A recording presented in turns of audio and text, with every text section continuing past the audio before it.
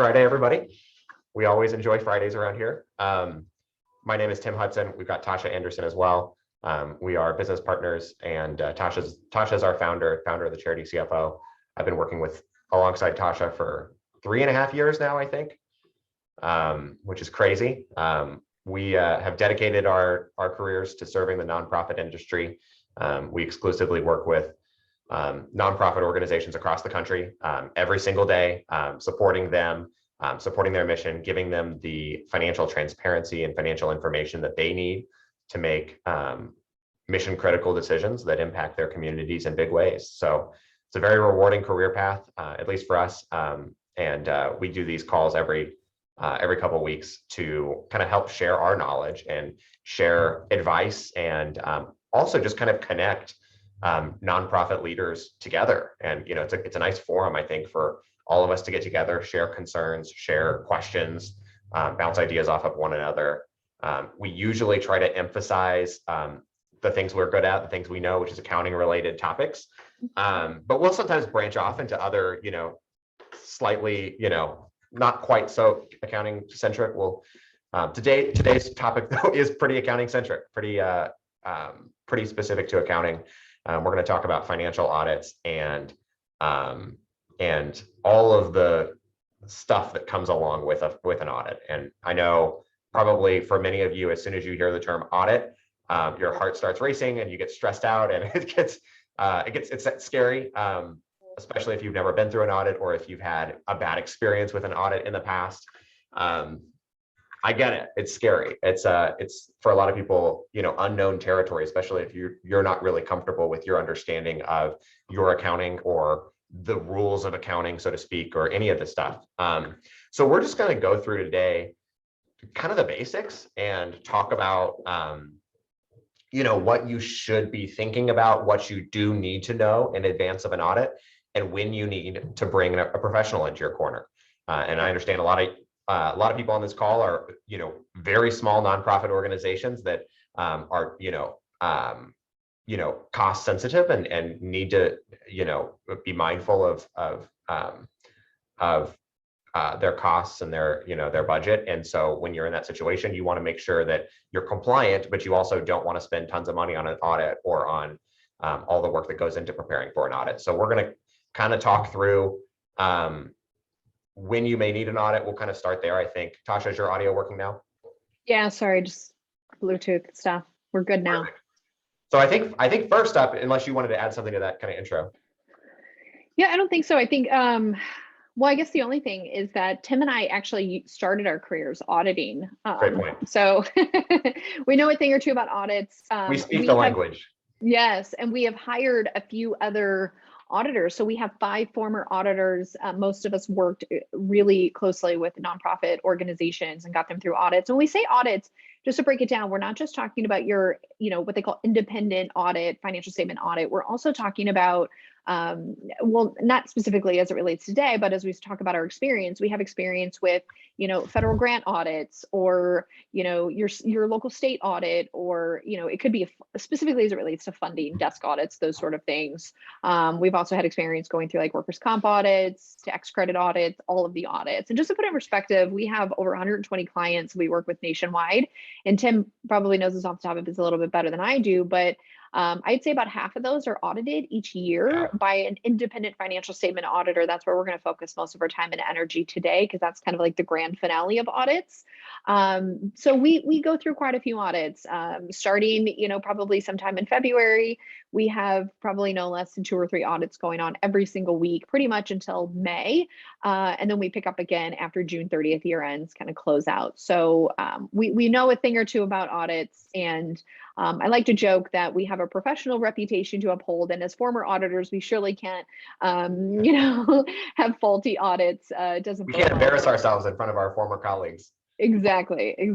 So the stakes are even higher, I think, for us. So we just wanted to share some of our kind of observations, tips, tricks, hacks for how we help our clients get through audits, and understand that most of our clients, because this firm has been growing pretty quickly, most of the clients that we work with, I think on an ongoing basis, is more often than not, we're helping them through their very first audit with us. They hired us because they have a series of issues, turnover, they can't get through an audit, whatever their circumstances are. And most of our clients that we work with each year doing audits is sometimes the first year working with us and the first year that we've been helping them with their audits. So we are used to cleaning up situations and making audits much more successful for them. So I think, Tim, the first thing we wanted just to talk about is like, let's really kind of define why you might need an audit. Some people don't even realize, this has happened more than once in my career, that you don't realize you need an audit until your funder says, hey, where's your audit report? It's due. And then people pause in a moment of panic, like, oh my gosh, I missed that fine print in my contract. So maybe we should talk about that first. Yeah. So I'm going to put a link in the chat to this is a resource that I refer to almost every day. It's the Council of Nonprofits. It's a great resource for nonprofit leaders if you're not familiar with them. But this is a comprehensive list of every state law around audit requirements. So every state, all 50 states in the union have, well, not all of them actually have thresholds, but many of them have laws around when an audit is required for a nonprofit organization. So we're local to Missouri. Missouri is one of the few that doesn't have a threshold, meaning if your organization is incorporated in the state of Missouri, the state will not require that you get an audit. Now, there are still plenty of nonprofits in the state of Missouri that receive an annual audit and are required to receive an annual audit for other reasons. But the state does not require, if you're incorporated in the state of Missouri, that you get an audit. We're right next door in St. Louis here to Illinois. Illinois is the opposite end of the spectrum. They require any organization with annual revenue of more than $300,000, they have to get an audit. So a very large number of nonprofits that are incorporated in Illinois have to get an audit every year, because $300,000 is not a lot. I mean, those are pretty small nonprofits that are still required to get an audit, and it can be financially burdensome for organizations of that size. Every state's different.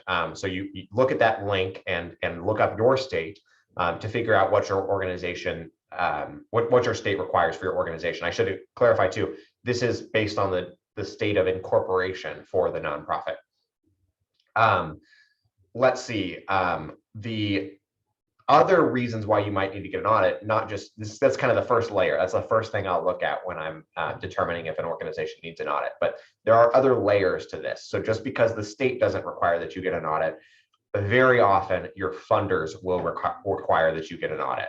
So any federal contracts, if you receive federal money, and this can get confusing and can get complex because a lot of times the federal dollars that you may be receiving are not actually coming from a federal agency. So, tons of examples of this. The USDA, the U.S. Department of Agriculture, has lots of federal grant money that goes to organizations across the country, and they're all typically funneled through state agencies. So if you receive CACFP revenue for food, for your organization, you're typically getting that money through the state of Missouri, the state of Illinois, or whatever. But that's all still federal money. So you've got to look at the originating source, who's actually paying the bill. If it's the federal taxpayer that's paying the bill, you have to count up all of the money you receive on an annual basis from those federal sources. And if it exceeds $750,000 a year, you're required to get an audit, and you're required to get a special audit that's actually called a single audit, or an A133 is what they used to call it. That's required in addition to the regular financial statement audit. So that's your federal contracts. The feds are nice because they're like consistent rules across the board. Any revenue you receive from a state agency or from a local funding source, or from non-governmental entities like the United Way or private foundations, all of those funding entities are going to have different requirements around receiving an audit.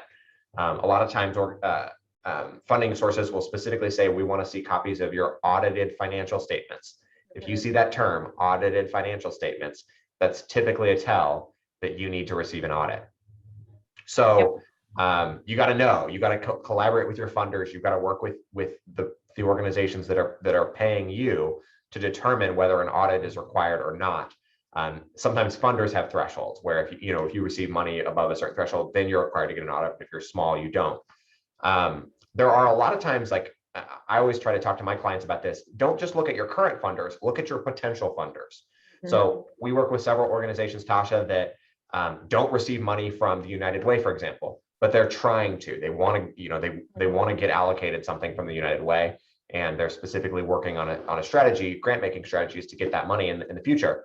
And if that's in your grant making strategy, you need to be aware of what those funders that you are looking to ask for money of, what those funders are going to require of you, and be proactive in getting an audit, because you're not going to get the money until you get the audit.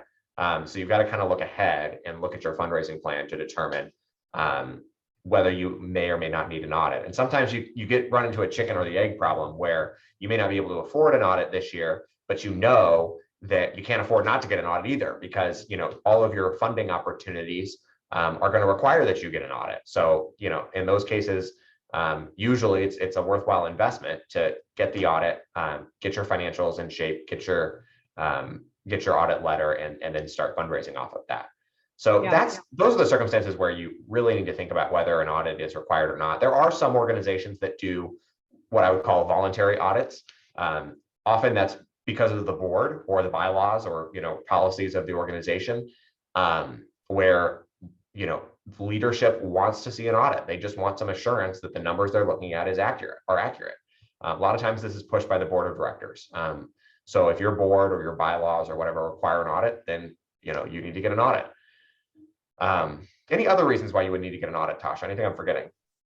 No, I mean, really breaking it down to voluntary, usually board driven, or involuntary, which is usually funder or creditor, banks, right? If you have a line of credit, mortgage, things like that, that usually prompts involuntary. So basically, I advise all of our clients, anytime you're getting ready to sign a new contract, stop, pause, and look and see what are the strings attached to receiving those dollars, whether it's grant money, mortgage, financing, whatever it is, or just frankly ask the people, does this require any level of advanced, auditing or things like that? And I think this kind of dovetails into the next thing we wanted to kind of talk about, the differences between, there's basically like 3 layers of, I'm using the word audits loosely, but usually it's a progression that your funders or stakeholders might be asking for. And you all may have heard about this before, but there's differences between audits, reviews, and compilations. And basically what that is, I'll just start with the easiest one. Compilations is basically an independent CPA, somebody that wasn't dealing with your books, or I don't actually think compilations need to be independent, just a CPA that takes your books, takes the numbers, takes your word for those numbers, by and large, puts them into a nice presentation, adds a bunch of words and context and language behind those numbers to give users of those financial statements a better understanding. That's called the footnotes to the financial statements. And that's just a kind of a full comprehensive financial statements in line with what we call the generally accepted accounting principles. They've basically taken what's in your QuickBooks file and put it in a presentation that is expected by the accounting gods and the rules they set forth. Above that, though, is what we call a review. And I tell people it's kind of like a baby audit. And basically what it is that you'll have an independent, this person has to be independent, so they can't be doing your bookkeeping. They look at your numbers and they ask a lot of questions, and they calculate a bunch of metrics, and they come up with, does this seem reasonable? And then they will ask you, and they'll ask a lot of questions. Typically in a review, though, they don't ask for proof. So they're not necessarily asking you for, all of your different receipts for your checks that you receive for donations or invoices that you might have paid vendors. They typically don't ask for documentation. They take your word for it, right? And that is an option, and typically that's cheaper, right? It's less work, it's cheaper, and that will, appease some of your funders. So ask them, is a review sufficient, or does it have to be an audit? An audit is basically the next level. They look at your numbers, they ask lots of questions, and they don't take your word for it. They said, cool, prove that to me. And they want to see paper documentation associated with that. So know that there's a difference between audits, reviews, and compilations. And one thing, maybe we could talk about it after what auditors will be looking for, but maybe it's actually worth mentioning now. I want to be really clear. I think there's some misconceptions about what an audit means, right? I hear this all the time. And I will say this from my own personal experiences, that I think there's way more, expectations that an individual or an organization has that an auditor does that actually is not included in an audit. And I can't tell you how many times I've heard this. Well, shouldn't that have been caught in the audit? Shouldn't the auditors have found that, right? And I will speak from my own experience. I spent 7 years auditing nonprofit organizations. I spent 4 years working for one nonprofit organization, getting them through the audit every single year. And I will tell you, the person preparing the work day in and day out knows way more about the details than an auditor that comes in for a week will ever possibly understand. So let's kind of break down, Tim, maybe some misconceptions about what an audit would include. So Yeah. I hear things sometimes, just know that the purpose of the audit is to make sure that your numbers, dollar sign numbers on your financial statements are materially correct, meaning that there's not some glaring missing number that would change the opinion of someone looking at those financial reports, right? If you had $500,000 sitting in the bank account and your financial statements did not reflect that $500,000 and your organization was only, a $250,000 a year organization, the omission of that $500,000 of cash, pretty significant. That goes from an organization that's financially flush versus one that's broke. That's a big difference, right?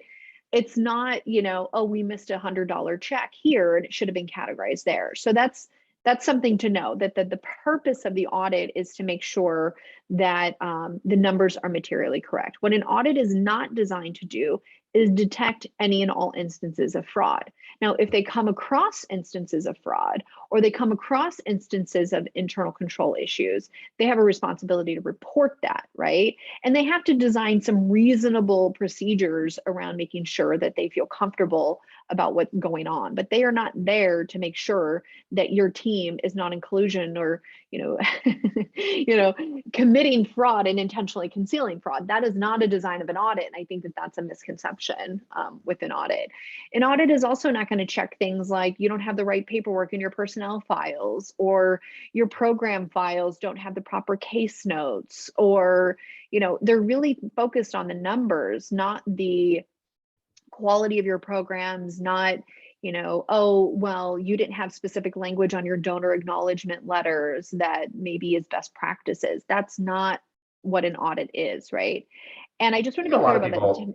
Maybe you have some more examples. Yeah. Yeah, I think a lot of people kind of conflate the accuracy of their financials with the compliance of their programs, their operations, right? Yes. So like an audit does not give you assurance over compliance.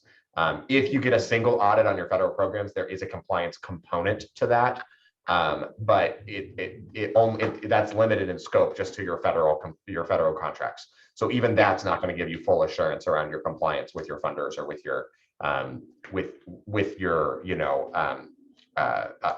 the entities that have authority over the organization in one way, shape, or form. So it's really just going to tell you. An audit basically presents your financial statements and says these financial statements as presented in this audit are materially accurate in our opinion. That's really all it's telling you, so that it doesn't anything that's not in the audit, it's not giving any assurance around that.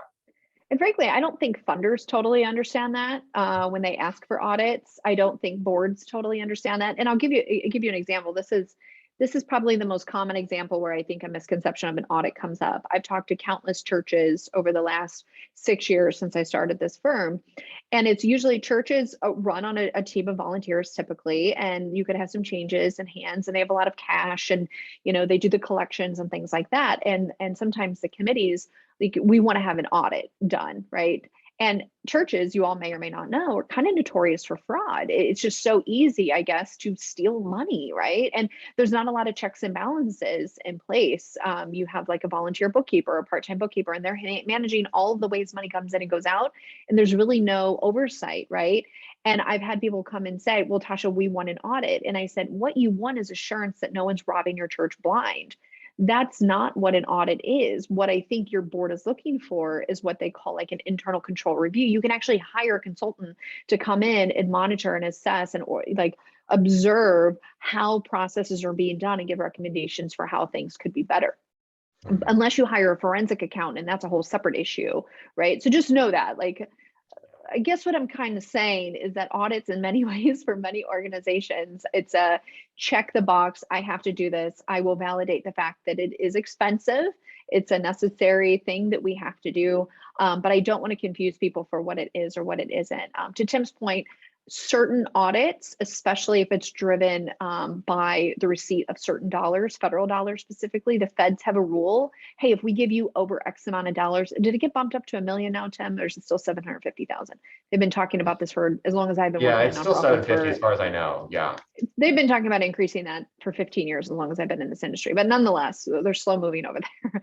But basically the feds say, predominantly it's the feds that say, hey, if you receive over a certain dollar amount, we're going to have your auditors come in and check your numbers. And by the way, we're going to add some extra work for them, and we're going to have them look at some programmatic stuff. So I used to audit things like that, and I would have to look at program files, make sure that, children receiving Head Start, funding was in fact eligible for Head Start. Like, they will look into the programmatic stuff, but by and large, your auditors never look at programmatic stuff. So that's a misconception. So now that I've kind of differentiated what an audit isn't, I think that's really important for people to know before they go and spend a bunch of money on an audit and not get the results that they are hoping for, or the assurance that they're looking for. I think it's probably good to just dive into what are auditors. Now that we've established what auditors are there for, let's talk more about some of the common mistakes that we come across. And I should say, Tim, you know this as well as I do, that a lot of these observations, other than our own work and things that we have done, it's very common for us to have clients that receive audits that did not go well. And they usually have a bullet list of all of the issues that came up, some serious, some not so serious, just recommendations from the audit. And obviously the CEO is not happy, the board's not happy, the funders aren't happy. And they come to us and say, Tasha, Tim, how do we turn the ship the right way and fix these issues so that all of these people are kind of off our backs? And so those are the kind of things that we're going to be talking about today that typically come up on an auditor recommendation list, or just things in our experience we've come across. So what do you think, Tim? You want to take the first one, documentation? Yeah, let's go through documentation. So this is hopefully like pretty evident to most nonprofit leaders. You've got to keep good records. I mean, that's the key to compliance across the board, whether we're talking audit or whether we're talking compliance with the IRS, with funders. You've got to maintain documentation, maintain records of your expenses. So what I typically try to think through with my clients is what are the sources of expenditures that we know we can very easily track down the documentation if we had to. So often this is like your software subscriptions, right? Like if you have a subscription to G Suite, Google Suite, or Microsoft or something, you pay that every month. Usually you can log into that system and download copies of your invoices or your receipts going back as long as you've been subscribed. So that's easy enough to track down if it's asked for in an audit or requested in an audit. If you go to Walmart and purchase, $1,000 worth of supplies for your programs, that receipt will, if you don't save a copy of that receipt or take a picture of that receipt or scan it in, you will never see that again, right? There's no way you can track down that documentation. So really emphasizing across your teams, save those receipts. If there's a paper version of that receipt, digitize it, scan it in, take a picture on your phone, save it into a folder. We have software that we use to save all this stuff, but whatever method you're using, save it because there's a good chance you'll be asked for that documentation down the road in an audit. The way an audit typically works is your auditors will review your reconciliation. So they'll go through your balance sheet and review your balance sheet for accuracy. And then they'll go through your revenues and your expenses, and they will randomly select sometimes dozens, sometimes hundreds, usually not too many, but often sometimes, especially organizations that are in a first year audit, it can be a lot. They'll select a lot of transactions and send it back to you, send you a list and basically say, we need copies of receipts, we need copies of bills, invoices, copies of whatever documentation is related to these transactions. And if you can't find the documentation, they're going to have to select an alternative sample, which generally means even more requests. And then if you can't find those, you start going down a rabbit hole that gets really messy really quickly. So bottom line is, you need to save your receipts. You need to save your documentation, and at least be aware of, the systems that you can easily retrace your steps and find the documentation. Or, my preference is just save everything into one central place. You're not going to be asked to supply every single document to your auditors. There's no situation where that happens, but you will certainly be asked to provide documentation on a select sample of your transactions. And so you just need to be prepared for that. And, does that mean you freak out if you lose a receipt here or there? No, it's not the end of the world. But if you are, I always look at, by and large, like 90% of your transactions, you need to have documentation for, certainly the big ones. And if you're closer to 50% or 30%, or, only 10% of your receipts are actually maintained, then you're in problemsome territory with respect to being ready for an audit. Well, I think you bring up a good point. A couple things that I would add to that. I think that, listen, nobody panic like, oh my gosh, I have that receipt I missed. What we recommend is just craft up a memo to say, like, this is what it was, this was the nature, just so you have something that you've taken into consideration, you've acknowledged that the receipt is lost. And I think by and large, most financial statement auditors, that's what we're talking about here. This is a CPA firm you brought in. They're looking for patterns in behavior, right? I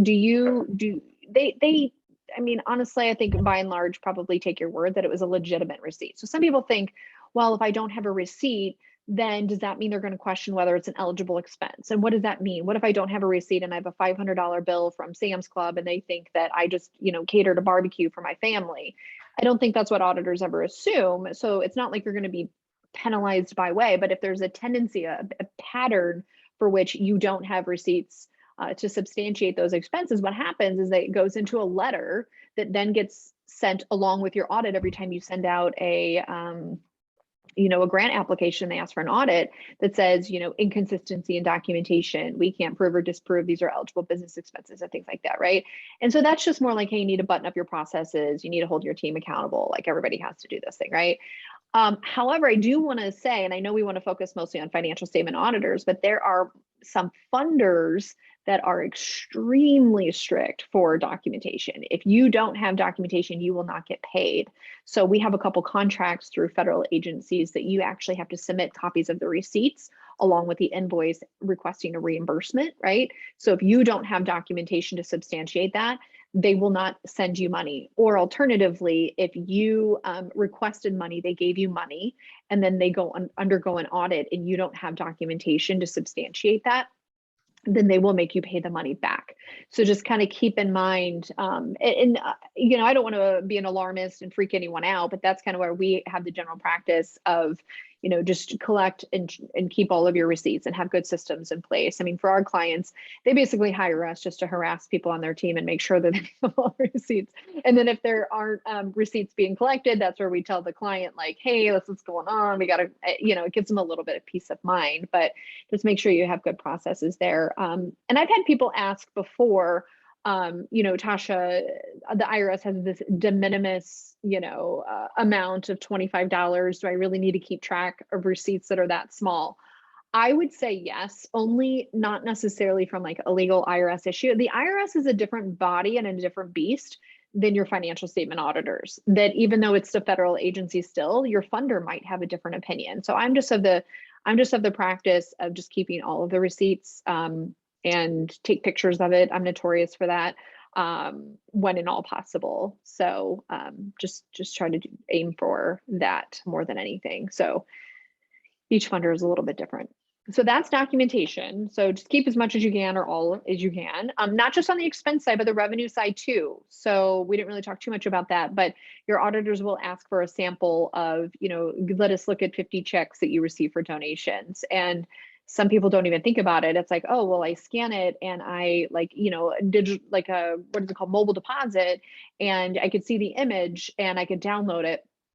I hear you. Like I am kind of guilty of the same thing sometimes, although I don't get a lot of checks to deposit anymore. But I always recommend to download those checks and save them somewhere or include them in your accounting system or something you can attach them. Typically, that's what we do.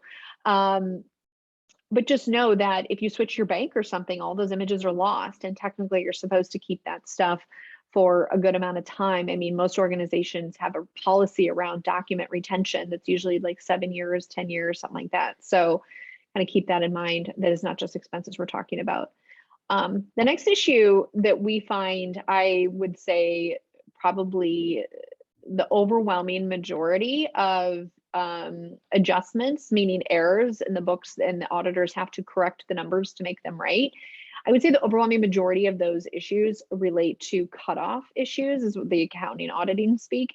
And basically what that means is you recorded revenue in a different fiscal year, or you recorded expenses in a different fiscal year. And this is pretty notorious, I think, with the differences between how your accounting department should be, or your accounting function should be capturing when revenue should be recorded, and maybe when your fundraising department should be recording things, right? So for example, we are nearing December, and in December, we see a lot of pledges made to nonprofit organizations in December for the purposes of getting collected in January or sometime in the following year, and of course being spent in the following year. Well, oftentimes the fundraisers may not record those gifts until they actually come in the mail, which could be sometime next year. Well, the accounting rules say if it's a pledge and it's in writing, which oftentimes it's a grant award letter, congratulations, you're getting $10,000 and we'll pay you in March. Your accounting department should be recording that according to the accounting rules, the date in which the pledge was made, right? So the date on that letter, that's where you start having these disconnects. And if your accounting function is not adhering to accounting rules on how to have revenue, how to record revenue, that's going to be an issue with your auditors. Alternatively, with payables, we see this a lot of times where, here it is, the middle of January, we're closing out the books for December, everything is good, we're prepping for the audit. And then, like, surprise, 3 months after year end, we get an invoice from, I'm just going to blast out MSD as notorious for this. They're like months behind on their billing. You'll get like a utility bill, or you'll get a vendor bill or something like that. That's, why are you billing me in March for something in December? And sometimes accounting functions don't go back and put those expenses in the right fiscal year. So what the auditors do, I'll just tell you what they do. They will ask to see a copy of all of your bank activity post year end. So let's pretend you're a December year end. They will ask you, run me a check register of, everything from January 1st through the field work date. So if it's in April or whenever it is. And they want to look at all your deposits. They want to look at all of your disbursements, right? And then they're going to select certain transactions. Okay, the deposits, show me the root of that revenue.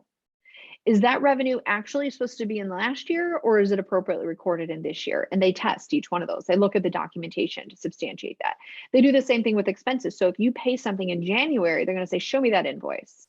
And if that invoice is actually for a credit card bill for purchases that you made in December, but you didn't pay it until January, they're going to say those are expenses for December. You need to go back and put them in the right year. So they actually will ask you for your detail, and they will select those items. And frankly, that's what we do for our clients. We'll look at, okay, what's all the activity that's hit after year end between year end and audit. And then we go and select, random samples, and certainly every significant transaction, we're going back and making sure that it's in the right fiscal year. So that's what cutoff issues mean. That's an overwhelming majority of issues. I think people think, well, the financial statements are done. We've moved on from last year. And unfortunately, the way money comes in or the way money goes out, it's just not that simple. And you do have to go back and update those year-end numbers. Now, we don't do that on a monthly basis as much, but year-end, you have to be really, really careful with that, because year-end is really what the auditors care about. All right, Tim, my recommendation is get in the habit. Record your expenses in the right period all throughout the year. And if you're in that habit, then it doesn't become an issue. Not an issue. Yep. The next one on our list is, as far as common mistakes or issues with audits, is posting corrections from last year's audit. So if this is not your first year's audit, and the auditor, just like what Tasha was talking about, if they suggest a correction to the financials, they call them adjusting entries. You should post those adjusting entries in your accounting system. That's pretty important. Otherwise, next year, you're going to get double the adjusting entries because they're going to tell you to adjust from last year again, and then they're going to tell you to adjust any adjustments that are needed for this year. And all the financials that you present throughout the year to your board or whatever will be inaccurate because they won't have incorporated the adjustments from the most recent audit. Accounting is weird because it's inevitably it compounds, right? Your account balances are, especially on your balance sheet, compound year over year over year. And so if you have an inaccurate balance at the beginning of the year or from last year, you're going to have an inaccurate balance in the current year too. So you've got to post those adjusting entries after each audit. Yeah, totally. And I know we talked about audits aren't necessarily designed for fraud or those sort of things, but a big part of things that auditors observe once they get in and start doing the work are in many ways related to internal controls. And there's a couple different things that auditors are looking for that may not necessarily be right or wrong with respect to accounting rules. It may be right or wrong with respect to common best practices and things like that. But what auditors start looking for are those policies and procedures that you say. If you say, we always get 2 signatures every time a check is over $5,000, they're going to make sure you're following that rule that you stated for yourself. Is it required by anybody? Generally, no. But are you following it? They want to see, are you consistent in how you do things? So that's an observation that they'll make up. Another example, we've had clients that have operating reserve policies, right? They commit to keeping so much in some sort of savings or reserve account, and many of those are tied up into investments. Well, the investments, the stock market has been good to all of us for the last few years, and sometimes those balances get higher than that threshold. Like if we want to have 50% operating reserves, and now we are at 60%, the auditors might just make recommendations that you need to revisit that policy. And here's the thing, the policy is up to your discretion, your board's discretion, so they can update those things at any time. But if you're not monitoring those policies, you're not communicating to your team, and you're not adhering to them, that will be listed in that kind of auditor's observation letter that is requested by your funder. So you want to make sure that those policies and procedures, and not just talking policies, but also procedures, how you do things. If the ED is supposed to be reviewing the bank account reconciliations every month and marking that with their approval, make sure you're doing that because they're going to be testing for that, right? And how do the auditors even know about these things? Okay, rewind. In the very beginning, what they call interim work, what they're going to do is it's their responsibility to understand how things work in your organization. They ask tons of questions. They'll kind of shadow your people a little bit. Okay, walk me through how you cut a check. Like, how does it get approved? How does it get coded? How does it get into your system? How does it get out in the mail? They'll shadow you or ask a series of questions to really understand how things are supposed to be working. And then as they're going through those procedures, as they're going through and checking, like, okay, let me look at this invoice, they're going to go back and think, okay, they said they have these 3 steps. Let me see if I could verify that those 3 steps were followed as I'm viewing documentation, right? So they say that, the ED signs the invoice for approval, and they also say that 2 people have to sign the check. And they say, let's just say it's 2 steps. I don't want to think of any other examples. So then when they look and see, okay, show me this invoice, they're going to see, was the invoice signed by the ED? And show me the copy of the canceled check, right, through your online banking or some other platform. Then they're going to see were there actually 2 signatures on that check, right? Those are the kind of things that they're asking for. And if you're out of compliance with that, they will cite that as what they call internal control deficiencies. What else, Tim, as it relates to internal controls? Man, internal controls is a whole beast of its own. Segregation of duties, big one. Yeah, and segregation of duties are tough because, especially when you're a small nonprofit, you typically don't have that many people to do different roles, right? So right. Ideally, you'd have a situation where there's a separate person approving bills, a separate person paying bills, and a separate person processing the bills. Yeah. But if you're a small organization with 2 or 3 people, you don't have enough people that can actually do each one of those roles.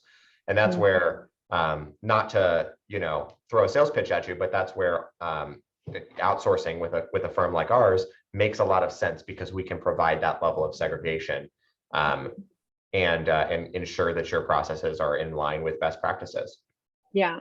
So they'll kind of nail you a little bit on, and honestly, when we talked about fraud earlier, the reason why fraud happens within organizations, you'll see, a bookkeeping role that is responsible for processing payroll, so they can set up employees, they can enter pay for employees, they can cut, payroll checks to employees.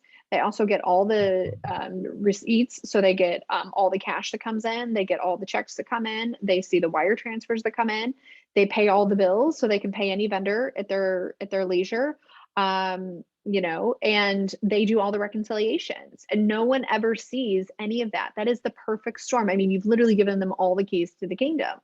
And if nobody's really paying attention or reviewing that work, there's an issue there, right? There's an opportunity for somebody to be able to commit any sort of fraud. And it's not even always just about fraud, because I used to have a position like this. I literally could sign checks. There was no threshold. I could sign any amount of check I want. I can initiate wire transfers. I can withdraw funds from stock accounts. I could process payroll. That was my responsibility. I could sign contracts. This is all when I was a CFO. I'm like, I don't want all of these authorities, because I don't even want the appearance that I have an opportunity to steal something, right? I don't even want that on my conscience, or I don't want anyone to ever accuse me of such a thing, right? And so that's part of the issue. And to Tim's point, when you are a small organization, unfortunately, that just means that you have to then take some maybe kind of financial related responsibilities and kind of delegate that to some other people that maybe aren't necessarily financial related. Here's an example. The fundraising team or your admin person makes the bank deposits, right? So your accountant never actually touches the cash. They just see what gets deposited, right? Or you have someone else do payroll. Your accountant is not able to set up payroll. Now think about it, payroll and benefits are like 70% or more of a nonprofit's expenses. So if you, that's an easy way to steal money from the organization if you're allowed to set up payroll. So have someone else do payroll, right? And your accountant could only cut checks maybe to vendors, right? Or a really easy one is just for you as the CEO or executive director, review the bank account activity. And I don't mean just like look at the bank balance and sign it. I mean, do all of these payments seem reasonable? Or does your payroll seem reasonable? Like if you know every month or every pay period, it's $10,000 each payroll run, and all of a sudden it's more than that or less than that, just pay attention.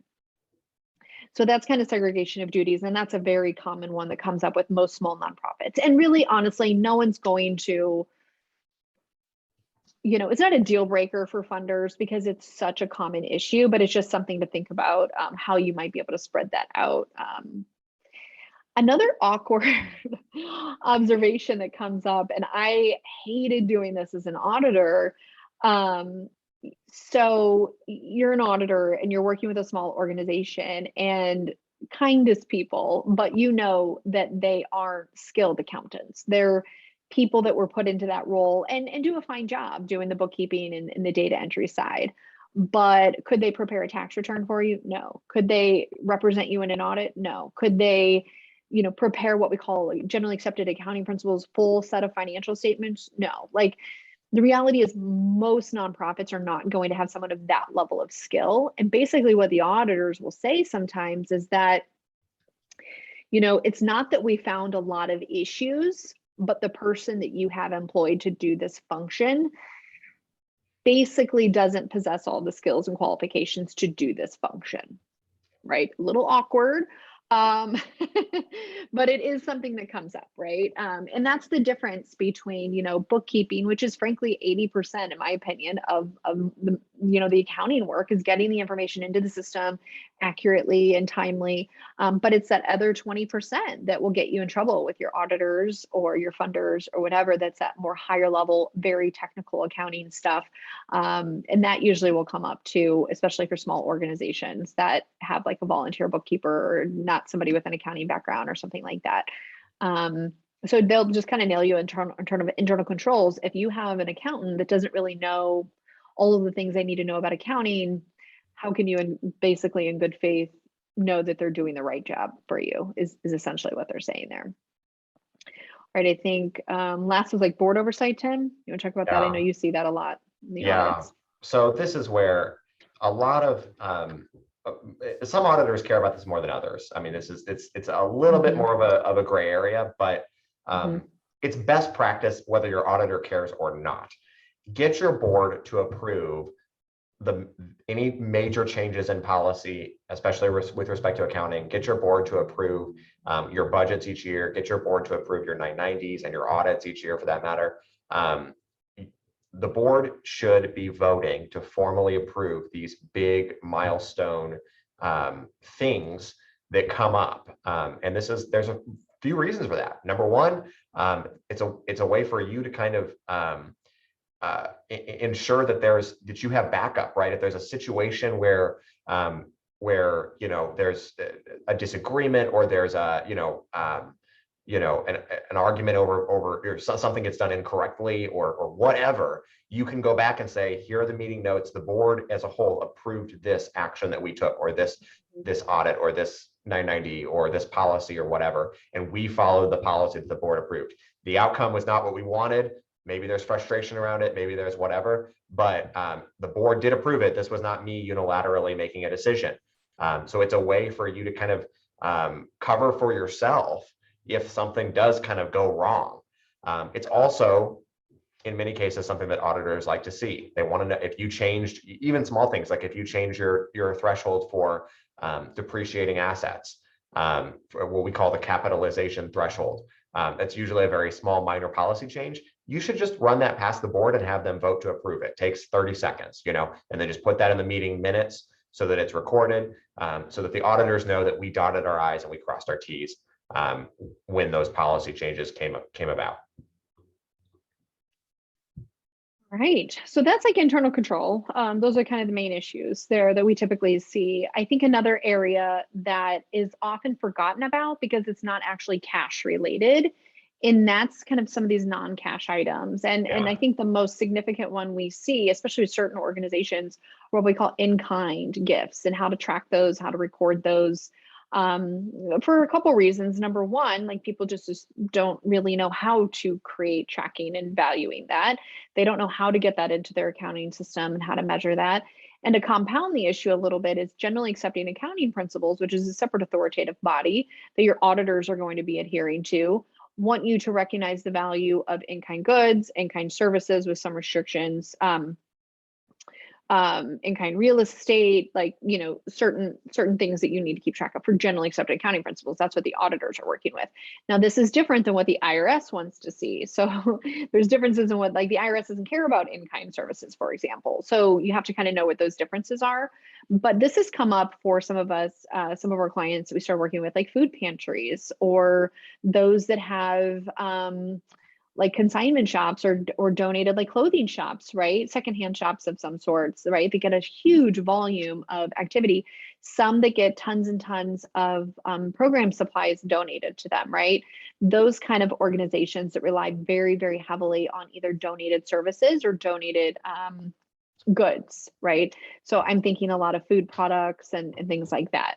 Where things get a little confusing, though, like I said, is when an organization may want to capture certain things that aren't in line with the accounting rules, either on the IRS or generally accepted accounting principles. I don't want to get into too much of the technical speak on that, but just know in-kind or other non-cash things like depreciation is oftentimes not tracked because it just doesn't impact cash flow. So it's not top of our mind, but those are pretty common adjustments that we see for our clients.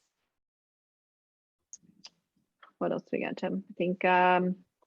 Yeah, so we can touch on just bookkeeping and reconciliation. So I think we kind of touched on this a little bit earlier, but it's not the auditor's job to reconcile your books. Your auditors are supposed to be independent, which means they're not preparing the financials. They are, we call it opining on the financials. Basically, they're presenting an opinion on whether the financials are materially accurate or not. So if you have a situation where, again, going back to, technical accounting, if the person that's doing your books, even if it's yourself, we can be blunt here. If you're not really equipped to manage the accounting, or the person that's managing the accounting doesn't really understand what they're doing, and they're not actually reconciling your bank accounts, reconciling your prepaids, your accruals, all that stuff each month, but certainly at the end of the year, then you're setting yourself up for failure when you get to your audit, because your auditors are not going to be happy if your books are not reconciled when it's time to start the audit. And best case scenario, you end up with a lot of adjusting entries. and maybe some internal control comments that are not friendly. Worst case scenario, we get into a situation where the auditors cannot complete the audit, and they call that a disclaimer of opinion, which basically means they will issue a letter, but it will basically say we were unable to complete the audit because the accounting was such a mess. And you don't, I mean, if they say it in nicer language than that, but that's the message that's being sent to the public, to your funders, to your board, and obviously you do not want that. So you want to make sure your ducks are in a row and your accounting is reconciled going into an audit. If you don't really know what that means or what that entails, that's where you need to get a professional in your corner. Again, a solution like ours to come in as an outsourced provider and clean up your books, reconcile your books, and make sure that you're going into that audit ready. Yeah. Not trying to be an alarmist, but I'll give like the worst case scenario for someone that was not ready and prepared to undergo an audit. So we have this organization, they've been around for over 100 years, right? And they had some transition in their accounting, lots and lots of problems. They had an audit firm they've been working with for a long time. Things got really messy. The audit firm basically came in, things were not reconciled. They did their best to help them. They end up issuing basically an opinion that says we cannot complete this audit. As if that's not bad enough, they had a laundry list of reasons why they couldn't complete the audit. So they gave like basically a letter that says we can't complete the audit. And they gave a whole list of reasons why they couldn't complete the audit, right? And so they had to submit that to their funders, right? And they lost some funding opportunities and got in some trouble with their funders for that reason.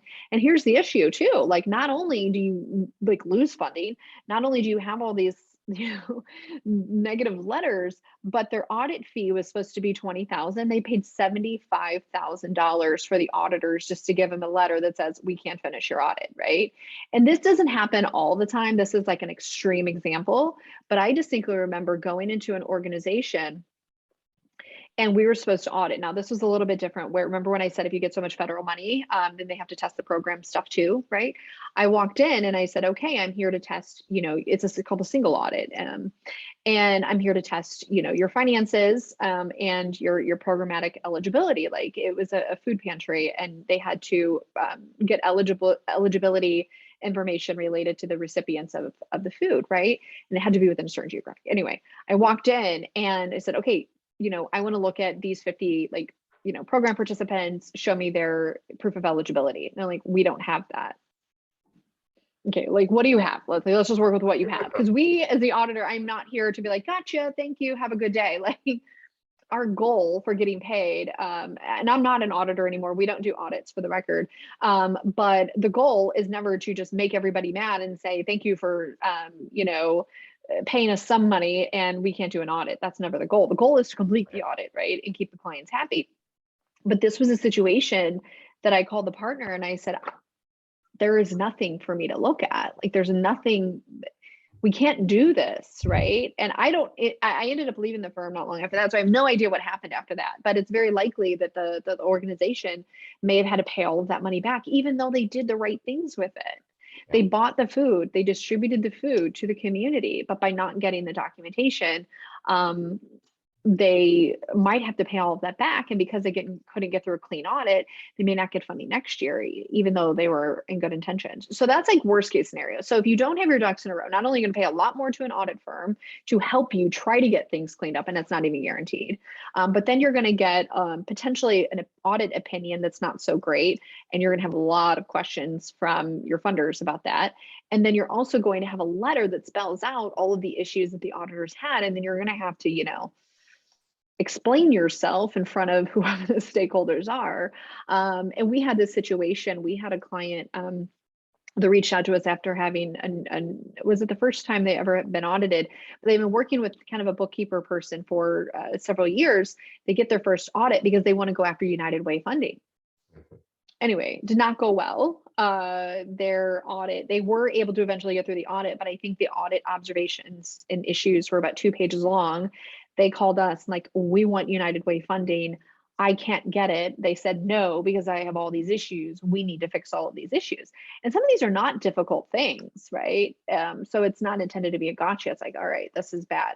But what I think is helpful, because I like to be proactive, is to work with someone proactively before that audit to minimize some of those issues. And I know what some people think, well, I want to get an audit because I want to know what we're doing wrong.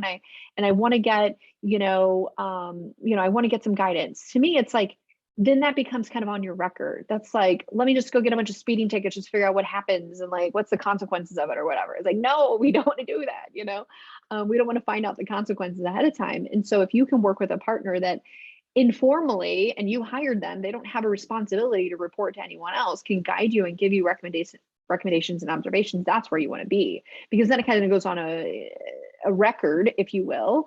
And then you have to share that information with potential funders, and you just don't want to put yourself in that situation. So I don't think anybody knows that when they're like, yay, we want to get an audit. We want to see all the bad things we're doing and we're going to correct them. I'm like, well, maybe you do a little bit of work beforehand, and I'll tell you what those issues are beforehand, but it never has to go in writing on record.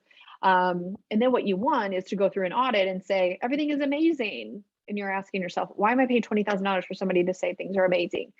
Because that's what people want to hear. Like, that's what they want to see when they're trying to give you money, unfortunately. But I think we busted a bunch of myths about audits and what they're for and what they're not for, and what you should do to prepare and what you should not do.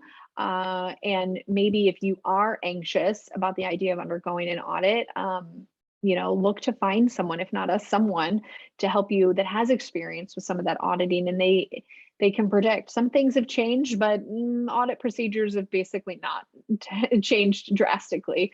So anybody with that background could give you some more guidance on how to get through these things pretty painlessly.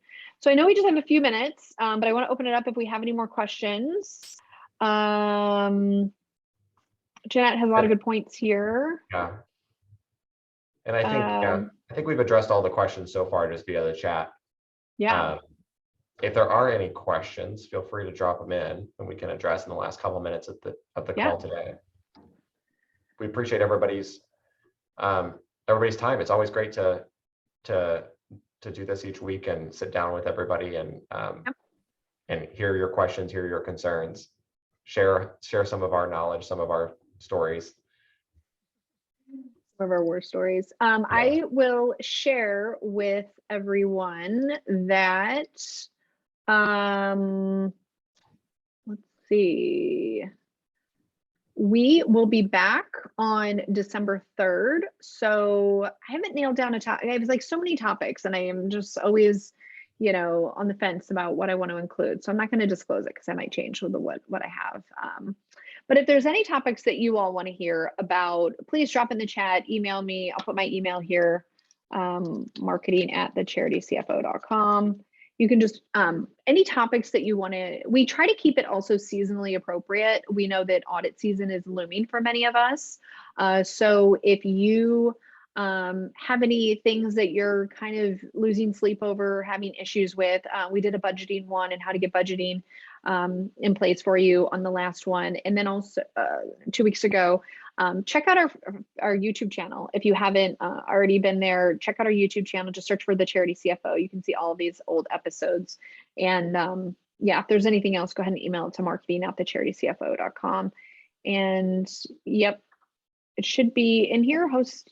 I'll post it again. I don't know what's going on if it's not showing up, but it's here, marketing@thecharitycfo.com. So yeah, you're putting it into the host and panelists. Tasha, you got to put it to everyone. Sorry.